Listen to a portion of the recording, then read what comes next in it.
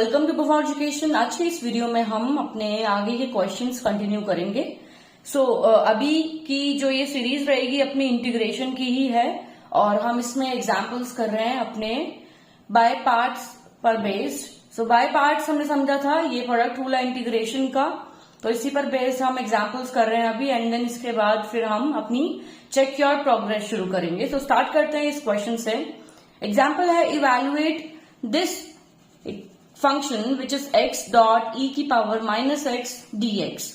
तो integration of x dot e की power minus x हमें करना है। यहाँ पे आप सबसे पहले आइडेंटिफाई करते हैं कि कौन सा पहले आएगा, फर्स्ट और सेकेंड आइडेंटिफाई कर लेते हैं हम इन दोनों में से।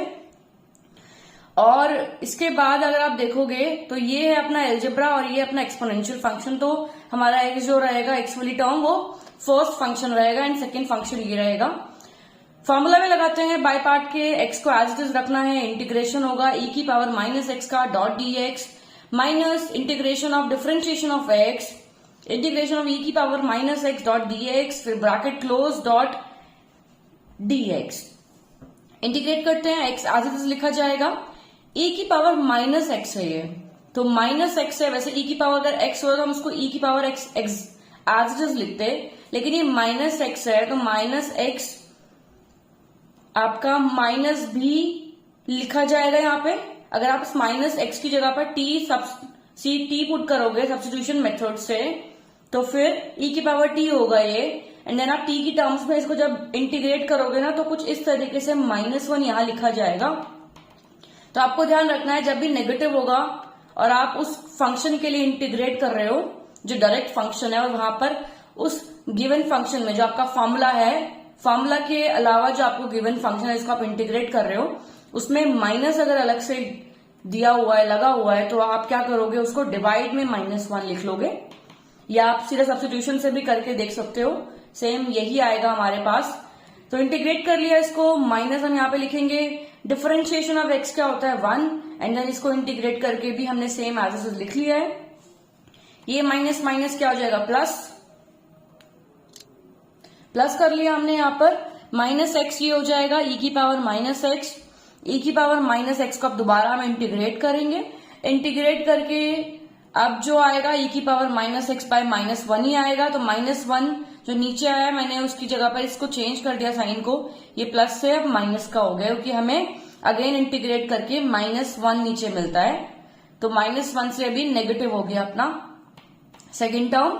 माइनस e की पावर माइनस एक्स हम कॉमन ले लेते हैं, तो जो ये नेगेटिव साइंस है ये कॉमन हमने कर लिया, तो जो अंदर टर्म्स होंगी वो प्लस की हो रहेंगी, x रहा अंदर और साथ में यहाँ ये पूरा आ गया तो उसका मतलब इसकी जगह पर 1। तो ऐसे हमने इसको सिंप्लीफाई करके लिख लिया। इसके अलावा दूसरा क्वेश्चन देखते हैं। ये है अपना question number second, evaluate integration of log 1 plus x. Log x होता है तो x की जगह पर जो फंक्शन है ना वो 1 प्लस एक्स है।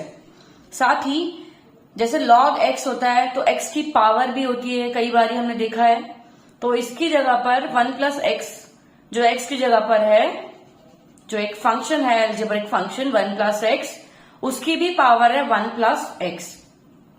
अब हमें इसे इंटीग्रेट करना है। इंटीग्रेट करने से पहले हमारे पास लॉग फंक्शंस के कुछ प्रॉपर्टीज हमें पता है। लॉग m की पावर n क्या होता है, n log m, राइट, हमने ये चीज देखी थी। तो इसलिए हमने n log m मतलब जो n log m है इसको इस तरीके से लिख लिया, जो कि मेरी पावर है उसको हम आगे लिख लेंगे log 1 प्लस एक्स। अब हमें आइडेंटिफाई करना है कि कौन सा फंक्शन फर्स्ट है कौन सा फंक्शन सेकेंड है। तो हमने यहाँ पर आइलेट लिखा है, ये लोगारिथम है जो कि अपना log 1 प्लस एक्स है, एल्जेब्रा है 1 प्लस एक्स है। तो मेरा ये हो गया फर्स्ट फंक्शन, ये हो गया अपना second function, log 1 plus x dot 1 plus x dot dx। तो ये हम इंटीग्रेट करने वाले हैं। इंटीग्रेट करने पर अगर आप देखोगे, अगर मैं इस फंक्शन को सिंप्लीफाई कर लू, 1 प्लस एक्स की जगह पर अगर x होता या कोई और वेरिएबल होता, x तो हम नहीं ले सकते क्योंकि ऑलरेडी जो गिवन फंक्शन है वो x की टर्म्स में है। तो अगर मैं इसको 1 प्लस एक्स को t पुट कर लूं तो सब्स्टिट्यूशन मेथड से मेरा ये सिंप्लीफाई हो जाएगा इंटीग्रेशन के लिए। 1 प्लस टी को मैं इक्वल्स टू टी रख रही हूँ, differentiate both sides with respect to x कर रहे हैं हम, तो रहेगा तो 1 की जगह 0 आएगा, एक्स की जगह पे 1 आएगा, is equals to dt by d x. D x को लेफ्ट साइड ले गए तो dx की जगह पर हम dt रख सकते हैं। अब इस फंक्शन को हम इस तरीके से लिख रहे हैं, यहाँ पे क्या है वो 1 प्लस एक्स की जगह पर क्या है t लिख देंगे, डॉट ये भी क्या है अपना t हो जाएगा। तो ऐसे मेरे ये फंक्शन सिंप्लीफाई हो गया। अब हम इसको इंटीग्रेट कर सकते हैं बाय पार्ट से। वही सेम चीज आपका फंक्शन तो यही है जो हमने आइडेंटिफाई कर लिया था, वो सही है। ये अलजेब्रा है, ये अपना लॉगरिथम फंक्शन है। इंटीग्रेट करते हैं, log t as it is लिखा जाएगा, integration of t dot dt minus integration में ब्रैकेट ओपन किया, differentiation of log t by dt into में integration of t dot dt bracket close dot dt। ध्यान रखना है हमें, जब t की टर्म्स में हो गया तो सारे अपने जो dt रहेगा, dx नहीं लिखना है, dt रहेगा, ध्यान रखना है इन सब चीजों का। इंटीग्रेट करके और डिफरेंशिएट करके लिख लेते हैं नीचे,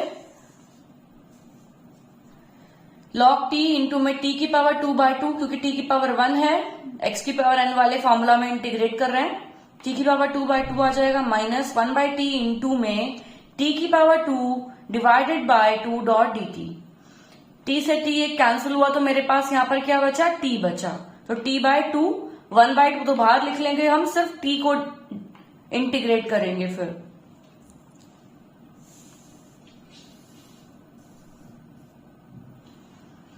यहां पर अब हम log t इंटू टी की पावर 2/2 माइनस 1/2 इंटीग्रेट करते हुए लिख रहे हैं t डॉट dt, और सॉल्व करके लिख लिया नीचे log t इंटू में t square by 2 minus 1/2 into में ये भी हो जाएगा t की पावर 2/2 प्लस c।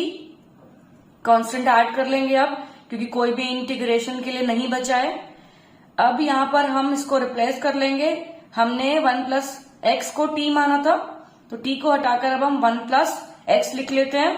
तो जो ये वाली टर्म है इसको मैंने आगे लिख लिया, तो हो जाएगा 1 प्लस एक्स का होल स्क्वायर, t की जगह पर लिखा तो ये हो जाएगा होल स्क्वायर बाय 2 log का 1 प्लस t माइनस ये भी हो जाएगा अपना 1 प्लस एक्स का होल स्क्वायर, 2 से 2 मल्टीप्लाई हुआ तो हमारे पास आया 4 प्लस का c। तो ऐसे हमने पहले लोगरिथम प्रॉपर्टी का यूज करके और फंक्शन को सब्स्टिट्यूशन मेथड से सिंप्लीफाई किया, सिंपल बनाया हमने फॉर्म को, और देन फिर हमने उसको बाय पार्ट से इंटीग्रेट किया। तो दोस्तों हमने यहाँ पर देखा कि कैसे आपने एक ही क्वेश्चन में प्रॉपर्टी का भी यूज किया, सब्स्टिट्यूशन मेथड का भी यूज किया, और देन फिर आपने बाय पार्ट यूज किया। अब ये जितने भी मेथड्स हैं ये आपको समझ में आने चाहिए, क्योंकि हम काफी वीडियोस और काफी अच्छे से डिटेल में कर चुके हैं क्वेश्चंस को, तो आगे थोड़ी स्पीड मेरी थोड़ी तेज हो जाएगी। आपको याद रखने सारे फॉर्मूलाज। अगर स्टिल आपको कोई डाउट होता है तो आप प्लीज कमेंट कीजिए, हर एक वीडियो के कमेंट में आपको रिप्लाई मिलेगा, और प्लीज टाइम स्टैम्प जरूर मेंशन कीजिए कि कहाँ पर आपको प्रॉब्लम आ रही है। Thank you.